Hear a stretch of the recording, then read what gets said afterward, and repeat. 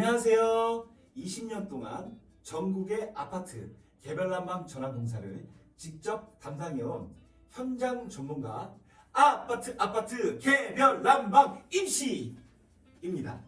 앞으로 개별난방 TV에서는 아파트의 난방, 개별난방 전환 공사 그리고 실제 현장에서 일어나는 상황을 쉽고 정확하게 전달 드리도록 하겠습니다. 오늘 설명드리고자 하는 것은 현재 우리 아파트에 많이 사용하고 있는 지역난방, 중앙난방, 개별난방 중 중앙난방과 개별난방 방식의 비교점, 그리고 왜 요즘 개별난방 전환이 늘어나고 있는지 현장 경험 기준으로 정확하게 비교해드리고자 합니다. 먼저 기본적으로 난방 운영 방식 중에 중앙난방과 개별난방의 운영 방식부터 비교해드리겠습니다. 첫째, 중앙난방 운영 방식입니다. 중앙난방은 아파트 기계실에서 대형 보일러를 설치하고 지하 배관과 입상 배관을 통해 각 세대로 열을 공급하여 사용하는 구조입니다. 두 번째, 개별난방 운영 방식입니다. 우리 집에 보일러가 설치되어 있어서 내가 직접 보일러를 켜고, 키고, 끄고를 하는 자율형 시스템입니다. 쉽게 말씀드리면 중앙난방은 아파트 주민들이 다 같이 사용하는 시스템, 개별난방은 내 집, 내 것을 사용하는 시스템이라고 보시면 됩니다. 그럼 제일 먼저 중앙난방의 장점과 단점을 비교해드리겠습니다. 중앙난방 장점입니다. 첫째, 난방이 지속적으로 공급됩니다. 기계실에서 보일러를 균일한 온도를 유지해서 안전성이 있으며 동절기, 하절기에도 언제든 보일러를 운영하고 특히 동절기에는 난방 온수를 공급하지만 여름철인 하절기에는 온수만 공급을 합니다. 둘째, 전문 인력 관리입니다.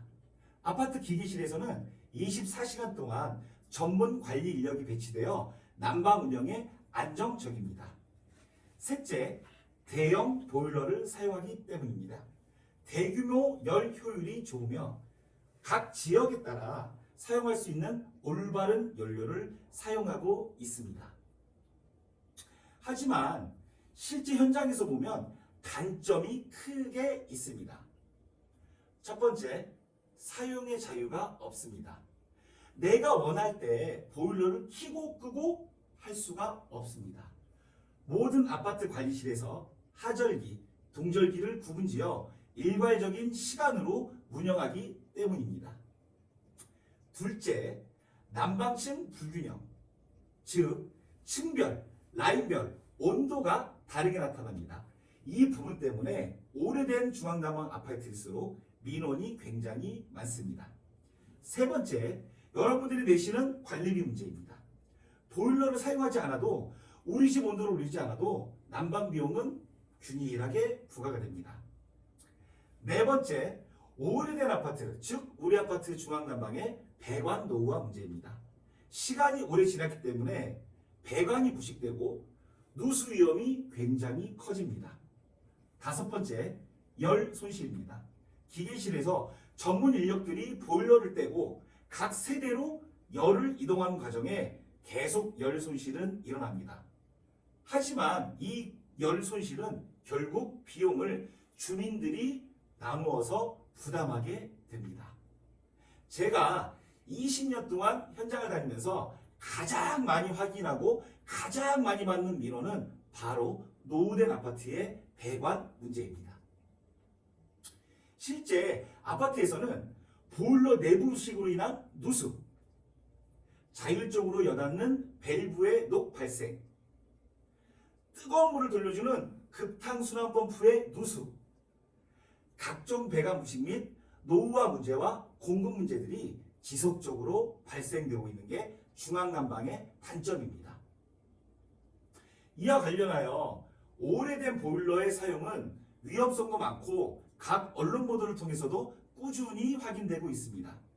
특히 20년, 30년 오래된 아파트일수록 이 문제는 단순 불편이 아니라 여러분들 안전 문제에도 이어질 가능성이 높습니다.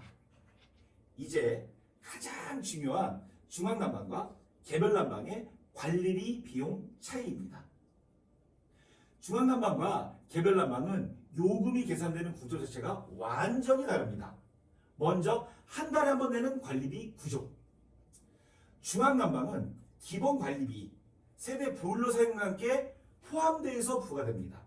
하지만 개별난방은 도시가스의 기본료만 기본으로 나오고 나머지는 전부 내가 쓴 만큼, 내가 한 만큼 사용량의 기준입니다. 즉, 사용을 안 하시면 보일러 비용은 거의 발생하지 않습니다. 두 번째, 열 손실 비용입니다. 중앙난방은 보일러실에서 각 세대로 열을 보내는 과정에서 배관을 따라 이동하며 그만큼 열 손실이 계속 발생합니다. 손실된 에너지는 결국 여러분들 관리비에 포함되어 나옵니다. 반면 개별난방은 내 집, 내 안에서 바로 난방을 가동하기 때문에 불필요한 열 손실은 발생하지 않습니다. 세 번째, 요금 방식입니다. 중앙난방은 여러분들의 면적, 평형별 기준으로 대부분 나누어서 부과되는 것이 기본입니다. 내 집 난방을 사용하지 않아도 공통적인 일정 비용은 계속 청구되는 게 중앙난방의 단점입니다. 반대로 개별난방은 내 집에 설치된 가스보일러를 얼마큼 사용하느냐에 따라서 요금이 다르게 부과됩니다. 네 번째, 인건비 부담입니다. 중앙난방 보일러실은 24시간 동안 관리하는 전문 인력이 있어서 이 인건비가 여러분들이 내시는 관리비 항목에 인건비로 굉장히 많이 부담이 됩니다.